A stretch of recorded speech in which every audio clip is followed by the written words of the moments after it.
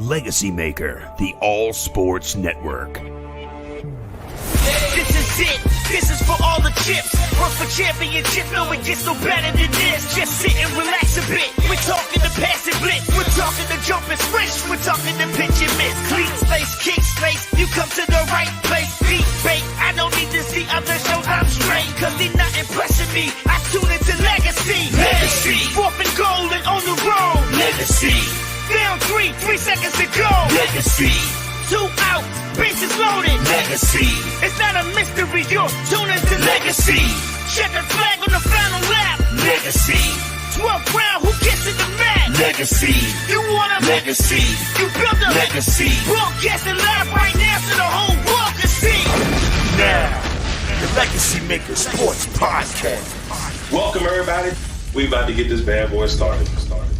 Here are your hosts, Darrell Owens and Jay Quimby.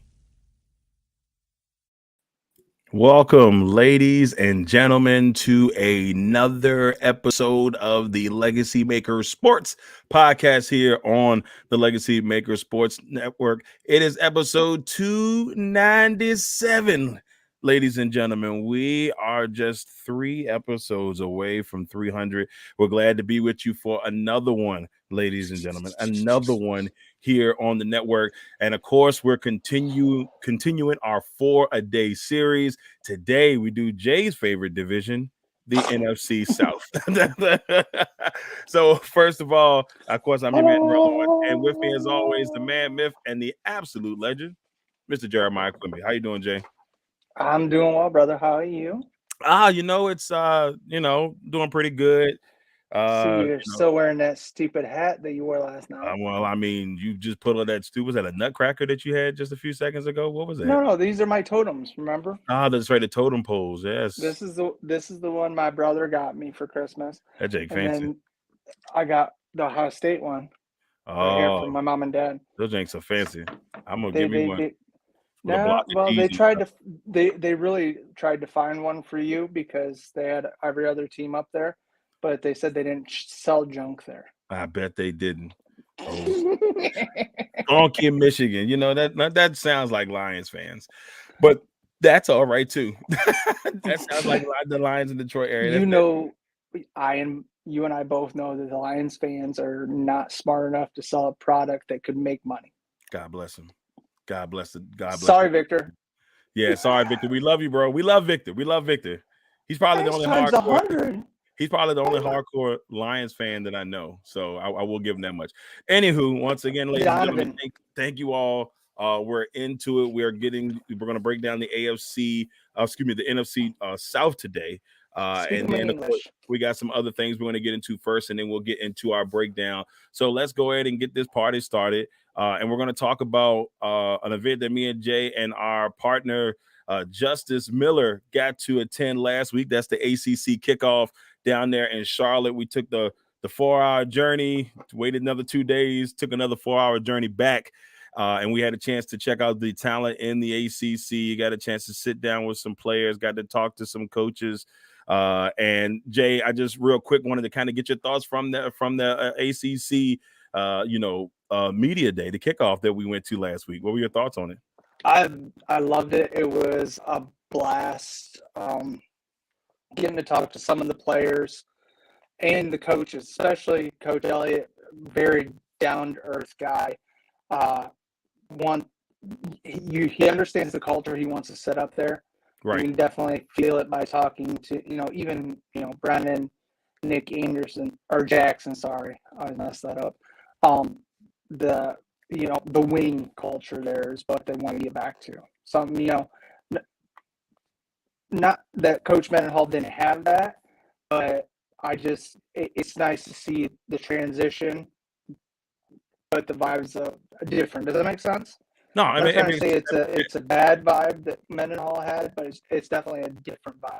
No, I get you. I think, Mendenhall did a lot of great things for the Virginia Cavaliers and that football program. Changed it around, to be honest with you. But towards the end there was some type of disconnect that we all still weren't privy to. Right. And obviously he ended up, resigning, and now he's out. I think, he's back out west, got his ranch He's out there living the best life. But Coach Elliott seems like, after just sitting there with the man for, we got a chance to interview him for about 5 minutes, and just sitting there in his presence, I said, man, this guy is smart. I mean, he got a rocket engineering degree, from rocket science and degree from Clemson. And it's just like, you can just hear the intelligence in that man's voice. They've got somebody special there. And I can't wait to see what he can do. Now, the ACC as a whole is wide open to me, Jay. It's wide open. We don't know what we're going to get from the ACC this year. I mean, anybody can win it. I know the preseason rankings came out. They had Clemson the top. That I think people just did it because Dabo's the coach. If I had to be real honest with you, I didn't pick them. I had me neither. I went with Virginia, but that's kind of a pick. But I got faith in what they can do.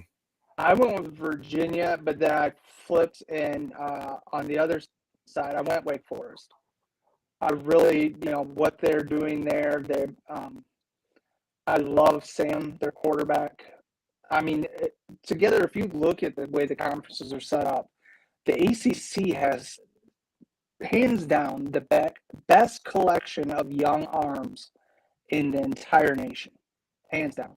Yeah, and that's the thing. I think what's the young man from North Carolina State?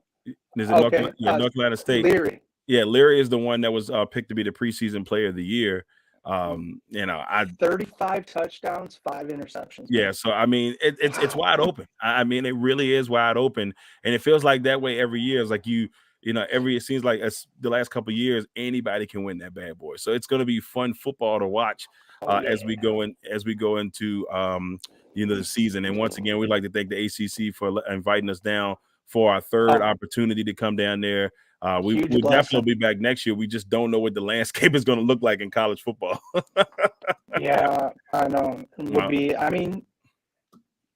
We'll rise and persevere as we always do. Exactly. Before we move on to the next one, this next topic is kind of interesting because we heard so much about it from the time that it's been a 7-month process in this next topic. This thing has been going on for, as soon as the season ended for this team, it's been going on for this team. And that is Kyler Murray signs a massive contract extension with the Arizona Cardinals. Now, if I'm not mistaken, it's a $230 million extension. I don't remember the years on there. But I know that the money that they're paying him is crazy. Crazy. It is crazy, but the wording in the contract is amazing because a lot of it is incentive based. I think, all right, let me pull it up just so I can be accurate on what I'm saying, because I think it was so many, like 40 some million is guaranteed. Let's see, here we go. Come on, I can read faster. Okay, 160 million is guaranteed for injury. 105 is at signing. So, I mean, if he gets hurt, he still gets paid. But he can't, just because of the style of football he plays. Mm-hmm. And I think, a lot of people are saying the Ravens aren't sold on Lamar, which if they're not, I don't know what the hell they're smoking. Right. The man is a former MVP. He does everything you could ask him to do. But they got to take the way this contract's formed and transferred over to Lamar, because he plays very, very much, the same type of football as Murray. So you definitely want to have that injury clause in there. Yeah, the other thing about this contract, I think the most interesting thing that a lot of people have been kind of, like, what is this clause? But the mandatory 4 hours a week study clause, which makes me wonder, like, what was his true dedication to the team? Because if a team has to put that clause in your contract, what is that saying about you as a player? Like, that's. And that I didn't want to go there because, but last year, their first 10 games, what was their record? Just guess something. They were like 9-1, 8-1. Yep. Yeah. And what happened in the second half? Yeah, after they lost to the Packers, that was a wrap. They lost that game to Green Bay, and Murray got injured. He was out for 3 games. McCoy kind of snuck a win in there. McCoy did good in a backup position for what but then you got to wonder. They're signing this type of money. They want a guy that's going to be the first in the door, the last one to leave. Right. You got to be a leader, and with that clause, that tells you that he is not the leader they want him to be yet. See, and that's the thing that kind of makes me a little weary because, that's the same thing that, let's be honest with you, the reason why the Browns no longer have Baker there is because they felt like he wasn't quite the adult yet, or he wasn't doing adult-like things. Now, here's the thing. Murray's actually a lot more talented than Baker, as we know in these couple of years. That we've seen both bodies of work, and Murray has had a more productive career so far. But you see how the Cardinals are tolerating it to an extent, but they're also trying to make sure that he's mandatorily doing his job or whatnot. So my question is, if he doesn't do it, what are they going to suspend him? And if he's not doing it, what are they going to take? Obviously, they're going to probably take some money from him, But I'm sure there's somewhere in the contract that if he doesn't do it, he loses so much here, and here. I mean, of course, the players have so much control. We've talked about this before. Right. But the teams are still the ones writing the checks. That's the things the players got to remember. So if you don't get a check, you done something dumb. Exactly. In the end, that's something that they got to do. That's something that they're going to have to fix. You muted me? Yeah, I was trying to low-key fix your sound, but that's Is it echoing? Yeah. I was trying to do it without you knowing. Well, I can read. Yeah, I was like, if I jump in here and How's it echoing again? I'm leaving. No, oh my God, he's gone. But like I said, this whole situation with Murray, I'm kind of glad it's over. I mean, it was to me, it was like, I don't want to say childish. He obviously in his mind deserves his money, which he's worth the money. He's one of the, top tier quarterbacks in the league.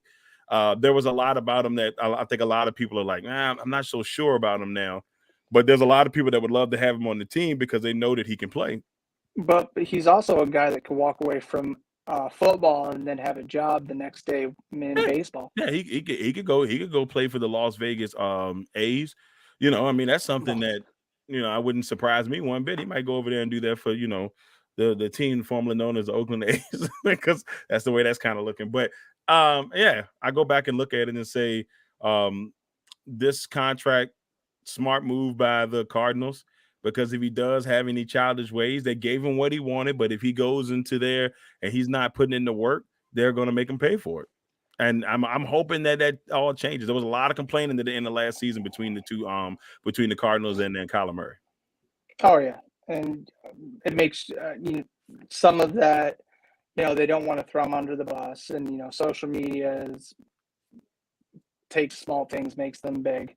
But there was definitely something there because we really thought that this was the team to beat out there, right along with the Rams, and then they weren't even there at the end of the season. Right. And then, they looked so bad in that playoff game, the first ever Monday Night Football playoff game in this new format, and they just went out there and they stunk it up.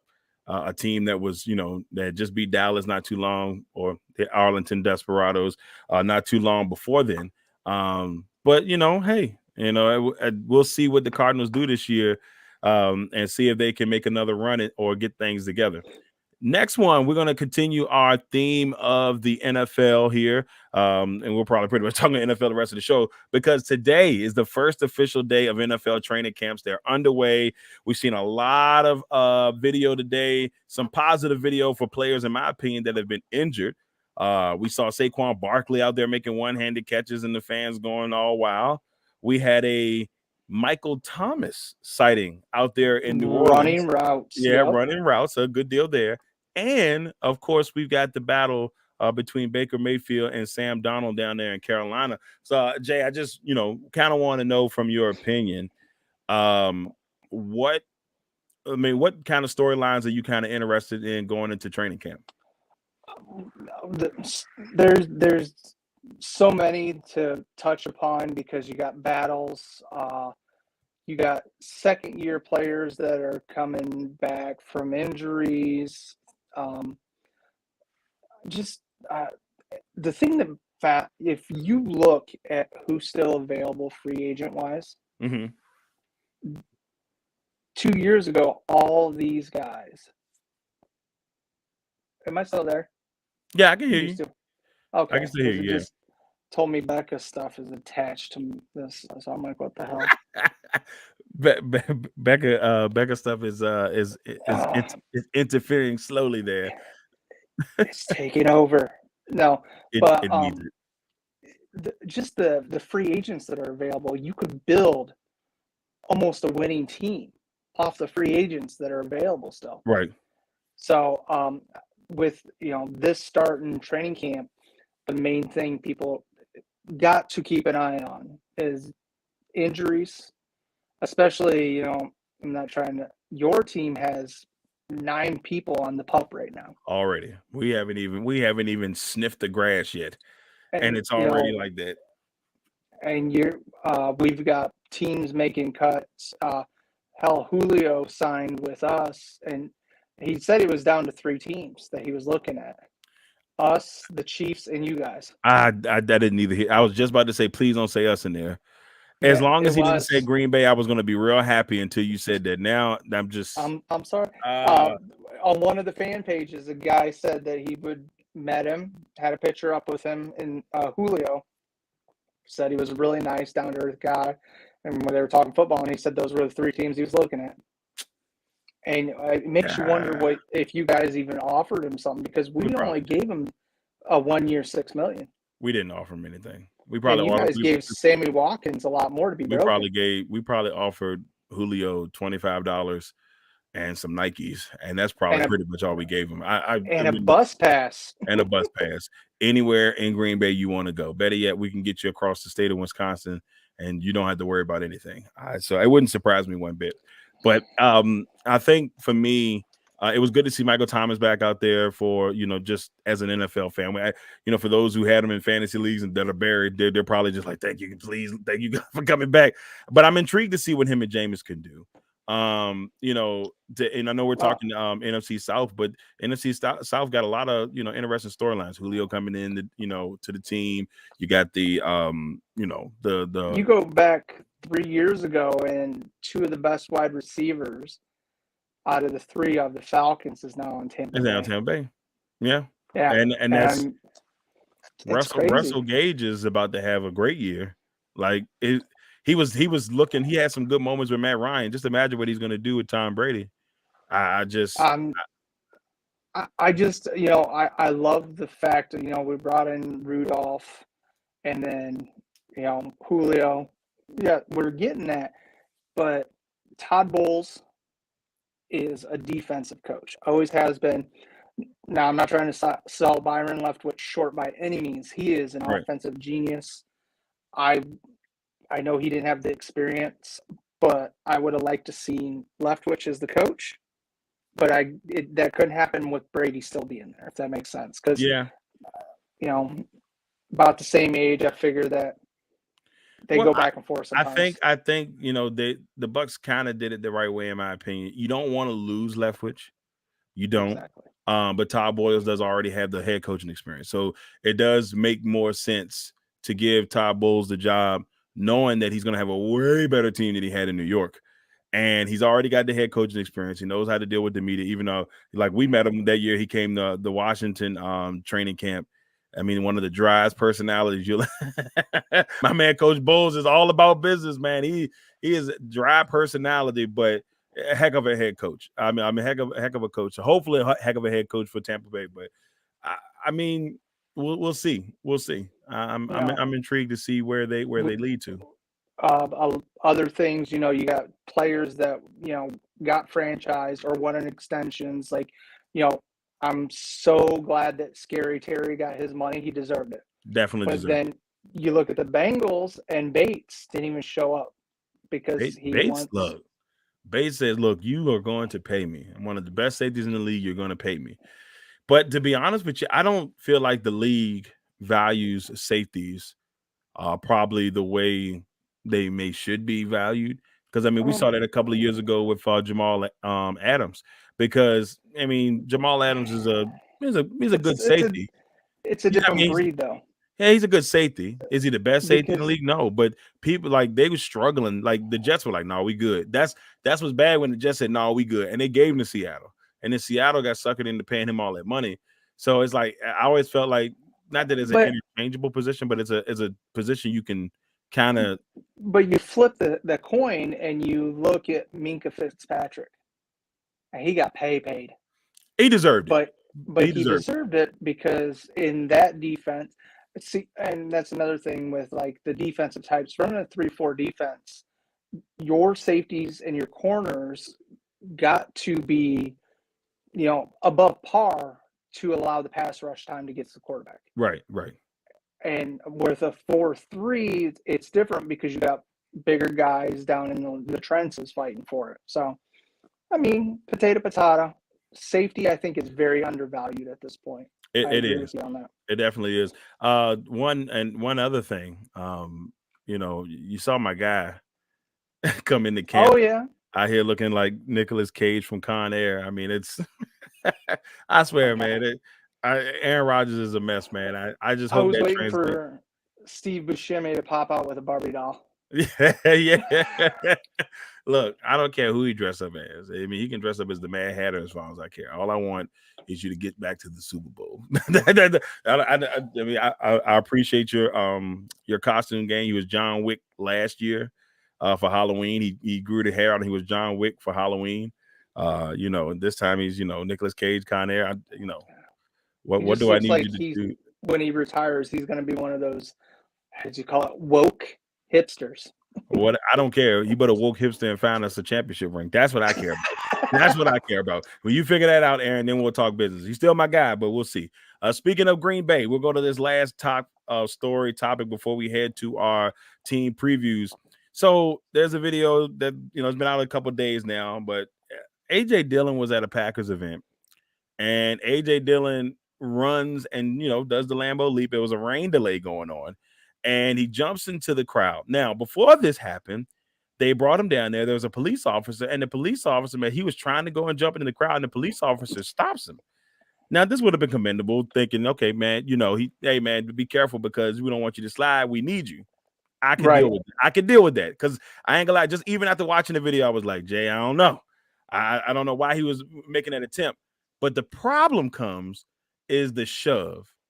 Now, you watch it, and it looks bad. I tried to be devil's advocate and say, okay, maybe he was like, just go ahead and go. Like he was trying to push him over to go, like, you go ahead and do what you got to do. But it looked really bad. And the way he pushed him, the fans let him have it. I mean, this cop got railed on the rest of the night. They let my man have it the rest of the time that he was there. And fans were not happy with the way he pushed AJ Dillon. And AJ Dillon's a big boy. I mean, we've seen the quads in this guy. But I mean, perception's truth. Only AJ Dillon would be able to make a statement about what happened between him and the cop. Mm-hmm. But some of the things I've seen, fans are fans. Be fans. But right. I mean, I've read that this guy's been getting death threats over something like that. It's not. It's childish. It's as I call them, those keyboard warriors. I can talk all the mad crap back here in Mama's basement, and they'll protect me. It's just dumb. I just don't understand that. I've never been a fan of that type of stuff. What he did, if he did do it intentionally, it definitely was wrong. He should be reprimanded. Yes, exactly, 100%. But the way social media work now, you got to be careful, man. When you're in those type of settings, man, you have to be aware of what you're doing. I mean, and even as an officer, you have to know, like, hey, man, because that script gets flipped. Yeah, that spotlight. Yeah, that spotlight is they're arresting AJ Dillon, and he, for assaulting an officer. So why? That's why I think there's more to it that we aren't privy to know, right? Because I'm sure they'd be running on ESPN right now. Like I really think personally, I got now. I'm like I said, I tried to give him the benefit of the doubt because I watched it a couple of times. You try to be objective, right? And from what I seen, it looked like he was trying to shove him initially that said, all right, you can just go ahead and go up there. But the way he did it and the way his body jerked, I'm like, bro, that looks bad. It looks bad. So I don't know. Objectively, again, we both know how much of a man AJ Dillon is. Yeah, I mean, he's got his calves are like the punch the cop. It could have been his body saying, "Well, bro, you're trying to push a big ass rock and it ain't working." Right. You remember, you know, those slabs of meat that Rocky was fighting in Rocky, like he used to be. That's the size of his leg. Like the little, you know, he's out there. That's the size of AJ Dillon's legs, man. It's like the size of the meat that Rocky used to punch in the movies, man. Like when he was getting ready for the fight. So. You know, as long as he didn't get hurt, because I'll be honest with you, the thing I was more concerned with is when he was leaping into the crowd. I'm like, Lord, please don't fall. Please, Lord, we don't need that. Lord. So it's all like I prayed immediately, like, please don't get hurt. Please don't get hurt. You know, I brought up Minkah Fitzpatrick. You know, they're concerned because he fell off his bike and hurt his wrist. So they're waiting to hear back on whether he broke something. They don't know what his because he didn't come to the first day of training camp yet. Right. Because of that. So, I mean, these players, the team invests money in you. You got to be a little smarter. So I understand that too. And, I really think somebody up the food chain watches our show because did you see the thing that came across the news about Brittany Griner? Let me see. The United States offers a deal to Russia for the release of Griner and another jailed American. Yeah, so I saw that they're trying to do trade negotiations. And whoever thought we would get trade negotiations, Russia's like, I'll throw you in a player for 2 and a draft pick. I mean, whoever thought we'd see that between Russia and the United States? But I just hope she gets home, you know, and they can finally figure that situation out. I know that they did say something in the rounds of that she didn't the type of cannabis she had wasn't illegal. So that's what the lawyers' defense that they're going, like, I guess they got different versions of it that's illegal over there. Right. And the ones that she had wasn't illegal. So, I mean, we'll see how things work out. I'm pretty sure. Again, that goes back to that whole political back show shit that's going on. Exactly. So hopefully they'll figure it out. All right. Now, before we head on to I got to throw this out there. Before we head on to 4 days right here. This is nobody but LA. Look at Jay looking like a fresh Chinese buffet. Let me get a plate. Ladies and gentlemen, he's starving and he wants some beef and broccoli. You got to get a hold of my wife if you want this beef and broccoli, bro. Oh, that's great. That's great. All right, y'all. We're going to head over to 4 days. So 4 days here. You know, this week we're doing the NFC South. The Bucs, the Saints, the Panthers, and the Falcons. You know, this division in some people's eyes may be, you know, the weakest division, but I mean in the NFC, but then you look at the Packers division and you say otherwise. I know that's how I see it. But this division to me has a lot of wild card. We really don't know how this division. I mean, obviously the Bucs are going to win this division in my opinion. But though that 2nd through 4 is really to me up in the air. Maybe not so much for the you know, the Panthers, but it's a very interesting division, Jay. It's weird because if you and I talked about this, you take the other 3 teams besides Tampa Bay, and you have number 1 and number 2 pick from the 2015 draft, and the number 1 and number 3 pick from the 2018 draft in this division at quarterback. And, you know, Mariota has done his thing, but he has not really. You know, Jameis did his 30 for 30, and then he was having a good year until he tore his ACL. He was having a decent year. Yeah. So, and we saw more of his ridiculous training videos. I don't know what the hell he's thinking about there. Gotta love Jameis Winston is he's a delight. That's all. That's what I got to say about Jameis, man. Like, it's just he'll always pop up with some type of video. You're like, man, Jameis, you know how to keep people interested. Try without my headphones, but then it echoes worse. But the wife is chiming in, trying to. God, hold on, let me try it. He's gonna give it a shot. See what happens here. How was that? Perfect. Really? Yeah. Oh no, wait. I spoke too soon. Talk again. Talk again. Okay. All right. That sounds pretty good right there. Okay. We'll go with that. It sounds a lot better. We'll see how it goes. All right, so let's go ahead and get started with the NFC South. First, we're going to start off with the Carolina Panthers.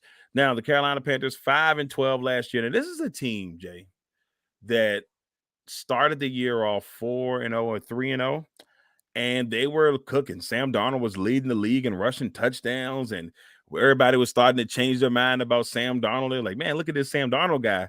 And then he got hurt. And then, CMC got hurt. And then it just fell off the wheels. They won, 2 more games the rest of the season. And after that, they went, 2-12. So you look at this team, they bring in Baker Mayfield, and then, with Darnold being there, so there's going to be a quarterback competition. They lose Hassan Riddick, who had a really good year last year, and he goes over to Philly. Jay, what are your thoughts about this NFC South team, the Carolina Panthers? 100% everything you said. The defense, Brian Burns has really solidified himself as a monster. You got to account for him all the time. The thing that concerns me is J.C. Horn started on the pump. We have yet to hear officially what's wrong with him. And, they got the tackle Icky from NC State, who I absolutely loved. And, they were able to keep most of their wide receiving core. They brought in Higgins from Cleveland. So, once they figure out the quarterback, and I really think it needs to be Darnold. He's got the rapport. It's still breaking up, she says. Yeah, but we're gonna just fight through it at this point. It is what it is. I can still hear you, Jay. You're good, brother. We're not gonna worry about it. So, but for me, first day of training camp, somebody is down there with a Baker Mayfield jersey on, but it's a Browns jersey, and they're rooting for him because they're a Panthers fan. That was on a discount rack. So what's wrong with? And he apparently said something very standoffish. So you're not impressing the fans, and that's who you really need to win over, because the team's going to do what they got to do to win. See, that's the thing about Baker Mayfield, and he's got a chance here to make the Cleveland Browns look bad. You know what I'm saying? Like he's got his own story, right? Right. He's got a chance that, because, a lot of people thought it, but until the Browns actually said that they needed more of an adult, people thought about it, but it was like, but until you hear the organization actually say it. And now you got a chance to go to Carolina, which, to be honest with you, overall, Carolina's organization is a pretty good organization. They've done some really good things in that franchise, just inside and out. You just, if you're Baker, you want to do the right thing here. You want to get yourself in a good spot, because here's the deal. If you play and you do well, you're a free agent next year. There may be a team that said, man, I want to give Baker a shot. So you got to be on the straight and narrow, man. You got to be on the straight and narrow. While you're down there. Now, if he obviously loses the job to Darnold, and now you got to start to think, are they going to trade Baker mid-season? All that stuff comes into play. So, or Darnold, vice versa. So if you're Darnold here, if you're Baker here, you got to get your act together. You cannot go down there playing around, Jay. I agree. Yeah, because you don't want to Johnny football yourself. You really don't. You don't. And he had so much promise. Like 2 years ago, we're talking about, man, look at the Cleveland Browns. They're going to be ready to roll next season. And now we're a whole year later, and it's like, nope.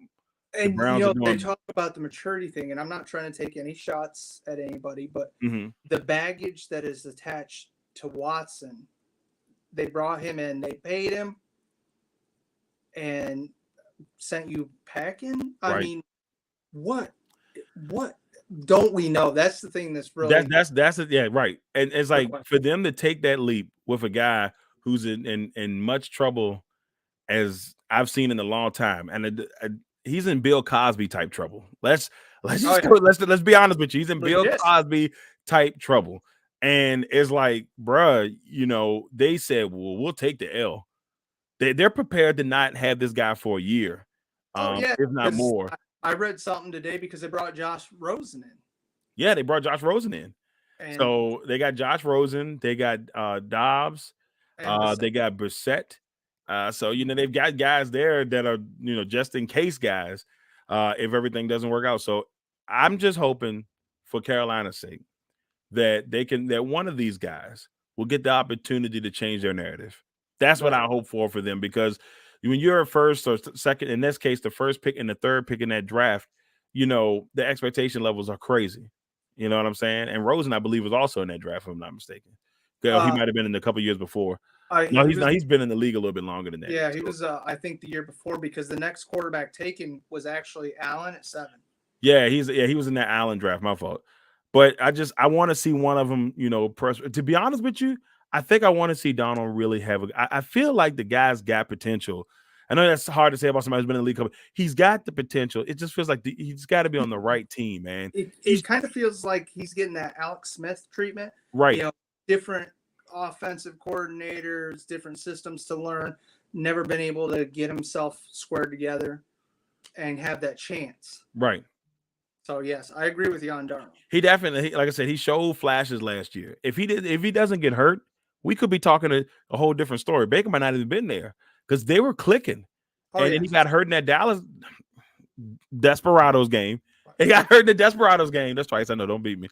He got hurt in that game, and then things just changed. That game was the rest of their season. After that game, they were in that game, and then they just put a hurt on them. Yeah, that was it. That was it. So hopefully things will get better for Carolina this year. But we will see. Next team, we go to the third place team in that division, the Atlanta Falcons. They went 7-10 last year. Surprisingly, I think Jay, I had the Falcons like 3-14 or 4-13. You're not the only one, bro. but they fought hard. They bring in Marcus Mariota to be their quarterback. And a lot of people ask, he's a transition quarterback, and see if Desmond Ritter will be the guy down there. You give away or you trade Matt Ryan. I mean, they gave Matt Ryan away just for like a second or third round pick, which is crazy for your all-time leading passer / former MVP. But long in the tooth, man. Very long in the tooth. Yeah. And so this Atlanta team is intriguing. I feel like they're going to play better than what people. I think me and Rob might be the only people on this bandwagon, and we talk about it all the time. Well, I know James doesn't feel that way, but what are your thoughts on this Atlanta Falcons team? Well, I'm gonna disagree because the sports guy in me I'm very impressed with what they've done, what they sent out and what they brought back in. Ridley's out because of all his dumbness. They get Drake London from USC, which I think is amazing. But on the sneak, they traded to get Bryan Edwards from Vegas. And Bryan Edwards put up sneaky good numbers in Vegas. He did, most definitely. And add that to Kyle Pitts, along with bringing back the Swiss Army knife and Cordell Patterson. That offense should be 10 times better than what it was last year. As long as all these first-round picks on the line can mesh, they should be great. And defensively, A.J. Terrell is silently one of the best corners in the league. He's not getting the respect he deserves. Agree. And you know what's crazy about A.J. Terrell? What was it? He had a big knock on him coming out of college. That, he was getting beat, like when I forgot what. Alabama. They were playing Alabama. And he was getting torched in that Alabama game. And there was nothing positive coming out about him coming. So, then I remember people saying, man, Atlanta reached for Terrell. But now you look at it and said, maybe not so much. He's played really well there. And, this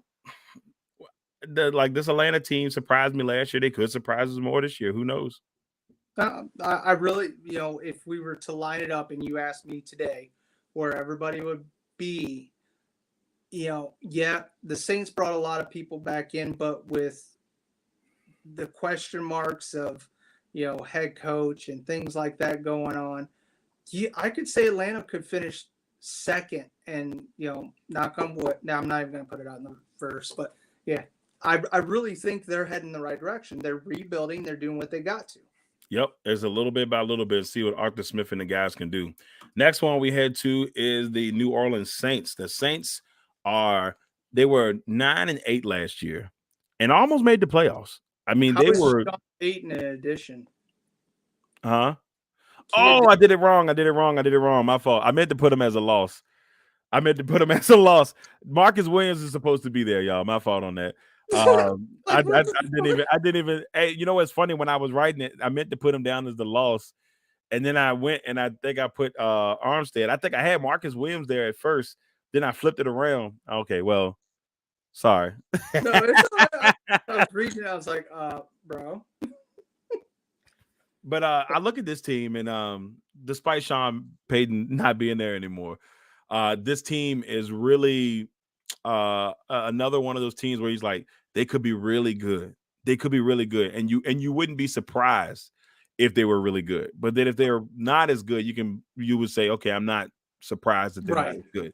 So that's what I feel about New Orleans. What are your thoughts on the New Orleans Saints? Oh, I'm actually jealous of some of the moves they made because, Williams got away, but then they brought in Marcus May, who I really was hoping that would come to Tampa to replace I can't even think of his name now. The gentleman we lost to the Jets because May was drafted to play in Bull's system. Right. And then the Honey Badger comes home and he's there. And, as much as people don't like him, he plays amazingly. He plays hard.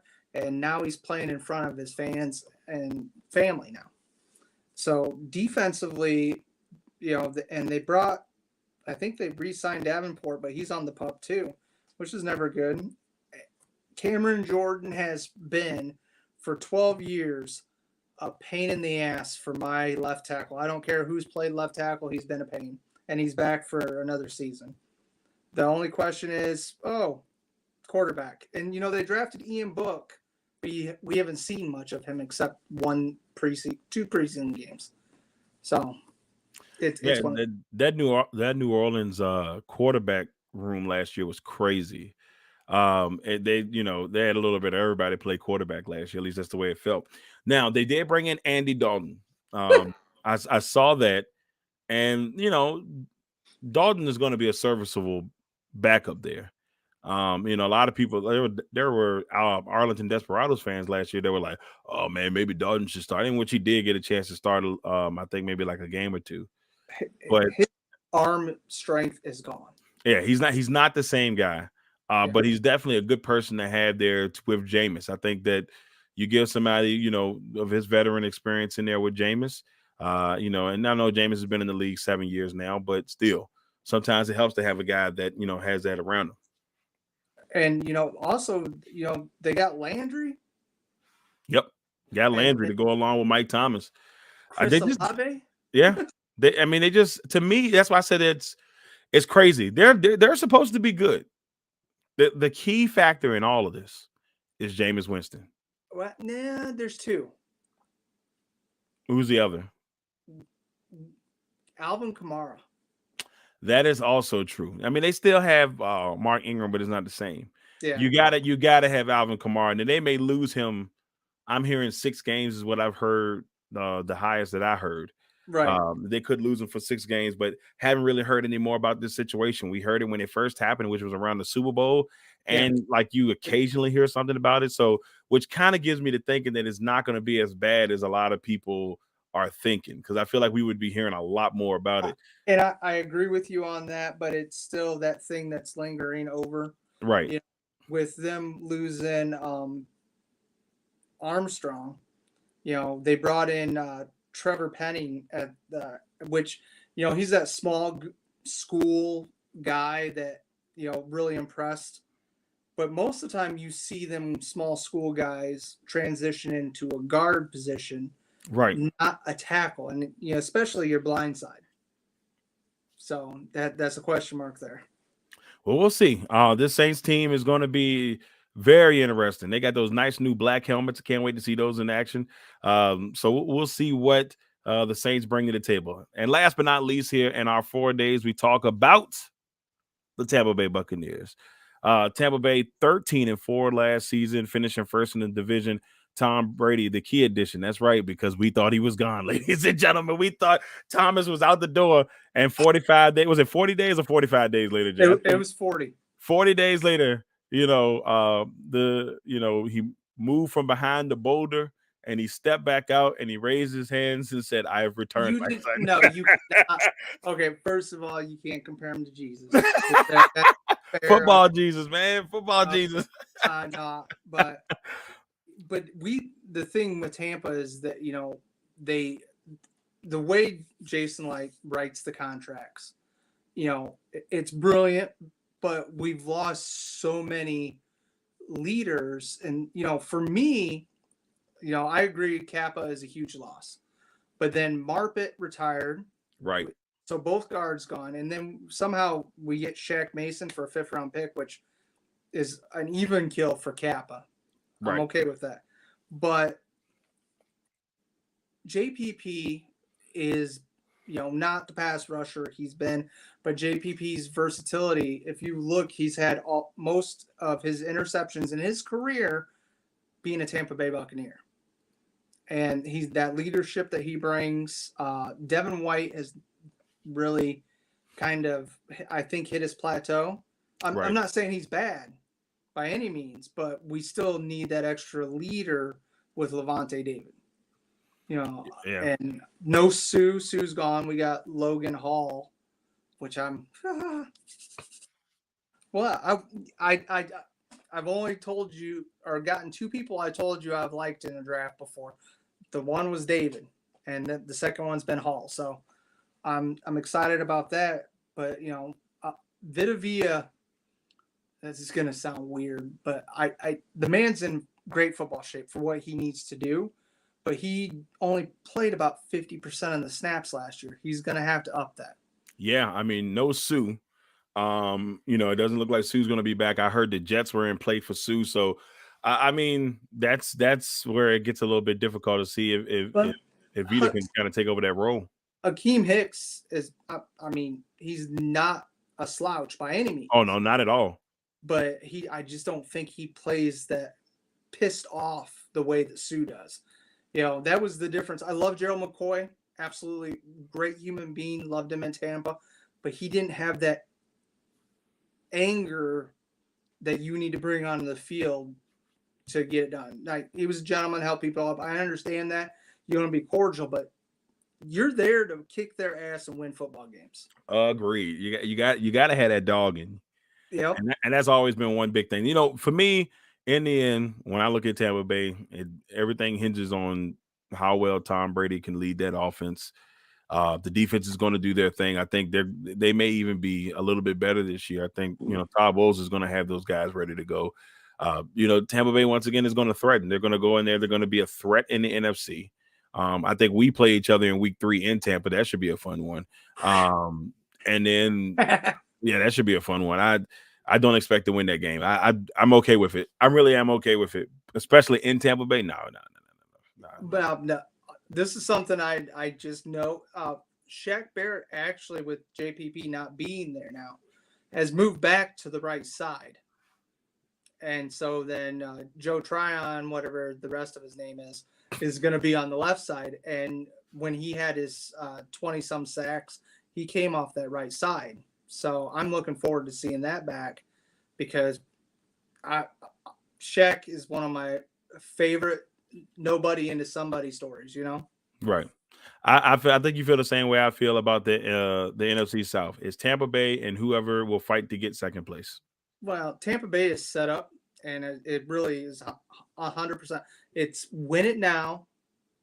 If you don't win a ring, then the entire season's a failure. There's no ifs, ands, or buts. Agreed. I mean, they're at that point now, and that's the expect. As long as you got Thomas Brady there, that is going to be the expectation. Mm-hmm. It's win or bust, and that's sometimes a bad thing because believe me, as a Packers fan, I know it's sometimes a bad thing because every year everybody's expect Aaron Rodgers to get to the Super Bowl, but hey, we'll see. We'll see what Tampa Bay does, and I'm pretty sure they're going to be fine. 13-4 sounds about right again this year. Okay, we'll wait. All right, everybody. That was it for our 4 days. Now, on the next 4 days, when we come back next week, we're going to do the AFC East. So we're going to talk about the youngest quarterback division in football, but probably the most intriguing quarterback division in football because of all the young guns and what they possibly could do. We're going to talk about that division next week. So that's a fun one. You can actually see the Jets starting quarterback on as the world turns. Yep. All right, everybody. You know what time it is? It is time for. And now it's time for Cash or Trash. All right, y'all. It is time for Cash or Trash. Now, the way we've been doing these Cash or Trash has been themed on the division that we are talking about. So all of the Cash or Trash today will be about the NFC South. First one we got for you, Cash or Trash. Christian McCaffrey plays more than 8 games this year. I really want to cash it because, this is his year to define his legacy of what type of football player he is. We know where his heart is. He's 100% into it, but they also need to stop leaning on him when he finally gets healthy. Right. So as long as, Matt Rule learns how to, I don't even know how to say that other guy's name, Chabab or whatever. If they can split carries, that would be great. But McCaffrey is a machine. We've seen it when he's healthy, but your body can only take a beating like that so much before it gives out. I'm gonna trash it. I hate to say it, and it sucks because we know how talented he is and how good he looked in those first couple of games last year. But the man's been hurt for 2 years, and he just hasn't seemed to been able to get it right back. And it's hard at that position. The beating that running backs take, it's hard to come back and be that guy. I'm not saying that he can't do it, but my heart says he doesn't get more than 8. I want to see him do it. I want to see him play at least 12. He's going to miss some games. I hate to say it. I mean, I just don't know how many. I just don't know if he's going to make it past the 8 mark. He's definitely living, the Indiana Jones life. It's not the years, it's the mileage. Exactly. Don't know exactly how that's going to go, but we will see. Next one, Cash or Trash. Cordell Patterson will repeat last year's performance this season. I'm cashing that also because, he found his home, and I was wondering if they were going to bring him back. The OC found everything that he does right and has been able to do it. And so, yeah, he's going to repeat it because, I told you all the weapons they've added. I mean, yeah, absolutely. I'm excited to see him back on the field. I'm going to cash it as well. I think that they only got, like I said, and even though it doesn't seem like a lot, they've gotten better. I mean, losing Ryan is huge. Don't get me wrong. That's still huge. But to me, Mariota comes in here knowing Arthur Smith's offense already. It's the main reason why they got him. He knows the offense. You brought another excellent point earlier. They bring in Edwards from Vegas, and he knows Edwards. So that's going to give him a piece that he also knows. And he's going to find a way to get Patterson back into it. So I will not be surprised one bit, but I'm going to cash it. I think he will do the same that he did last year. Next one, Cash or Trash. Jameis Winston will maintain the starting quarterback role in 2023. So for next year? Yes, like he will be the starting quarterback again next year for New Orleans. Trash. No, I mean Winston peaked at 30 for 30. I'm sorry. I don't see it. There's always been that one little bit where he's different. Like the elevator goes up, but not all the way. That's the best way I can put it. That's funny. I've never heard anybody explain it that way. That's great. I'm going to cash it. I think he gets, especially if he can. If he just has to be. If they make the playoffs this year, let's just say they make the playoffs this year, he's definitely coming back. Win, lose, or draw, I think he definitely comes back. But I don't know if it goes past 23 though. I think he'll get one more shot after if he, depending on how he plays this year. If he plays like he did at the beginning of last year, he can have that type of consistency to an extent. I think he'll get at least one more year, unless New Orleans just some quarterback is out there they just can't let go past. They took a book, and he's been learning, and his profile is very much the way Chase Daniels was. Chase Daniels is on the sneak, has been the best backup ever.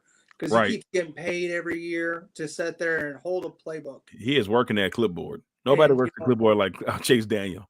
Nobody works the clipboard like Chase Daniel. That height, and he also has the in between arm strength. What Breeze had after his injury, so the windows could, how they had the passing windows for him because of his height. I really see Book taking over. We'll see. Last one on Cash or Trash. Leonard Fournette weight gain will hurt his career. Cash or trash? Trash. It's Leonard Fournette. He's been counted out before. Ask the Jaguars, and what he do? He came back and he was just as good as we thought he would be. I'm gonna go ahead and trash it too. I think it's just gonna remotivate him. I saw that what he said. He said he didn't gain that weight. Haven't heard that much about it since that day. So I'm hoping that it was muscle. I know you're hoping that it's muscle too, but even if he is, I'm pretty sure he's going to be determined to get himself back, and he'll be ready to roll. But me being the sports guy I hope he didn't gain 30 pounds of muscle, because that frame, that he's not going to be quite as gazelle-like. He's very agile, and he 6 foot, and the last numbers were like 228. So if he's at 250, they need to switch him to linebacker, bro. Yeah, if he's that big, he might have a career ready to be a linebacker. I think David and them could teach him a little something. Yeah. So. All right, everybody. That's it. That's it for episode 297 of the LegacyMaker Sports Podcast here on the LegacyMaker Sports Network. Once again, we thank you all for tuning in.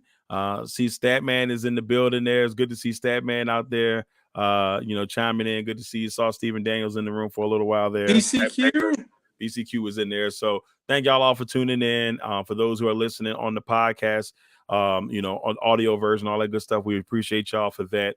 And, we'll be back next week to bring you the AFC East. And we're ready to, we're getting closer and closer. We got a couple more weeks, and then we'll have our NFL preview show, which we'll have towards the season. We got a lot of good things coming down the pipe. Legacy on Fire be back in the middle of next month. We're about to get busy, y'all. And I hope y'all are ready. Minutes. We're getting to the nitty gritty of playoff racing. Yeah. Now we got to talk about this real quick before we leave. Tell me how crazy that is that Denny lost that they end up losing that race because of the inspection. I'm gonna say this. I know he was hot, bro. I know he was mad.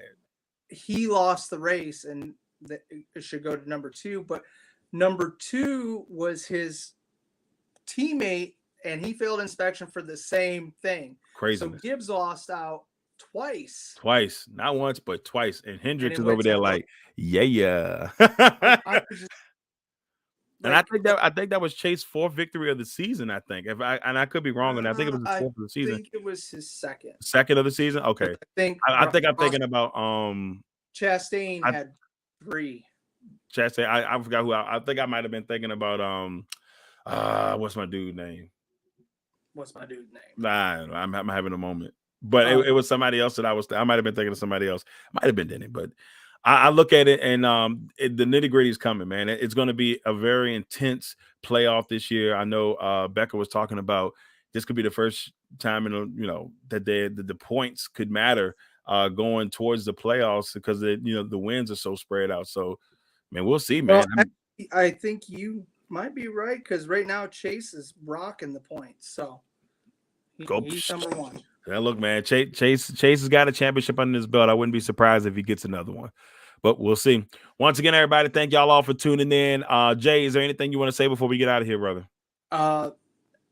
Love your people. Check in with them if it's been a minute, because you never know when they won't be there tomorrow. Love y'all. Amen to that. Y'all take good care of yourselves. Have a good one. Make sure you check out all the great shows here on the LegacyMaker Sports Network. Monster Minutes on the weekends. Make sure you check out there. In and Out on Monday and Tuesday.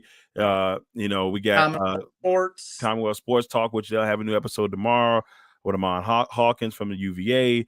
We had 3-Putt Golf Show with Victor. Interview. He had a great interview with the head women's golf coach from University of Texas San Antonio. We got this one-on-one. We got Danny Thompson coming on this week. to talk a little something about his career. So everything's rolling. Thank y'all all for tuning in and being a part of the LegacyMaker Sports Network as we continue to build the legacy. Until next time, everybody, we will see y'all next week. Peace. God bless.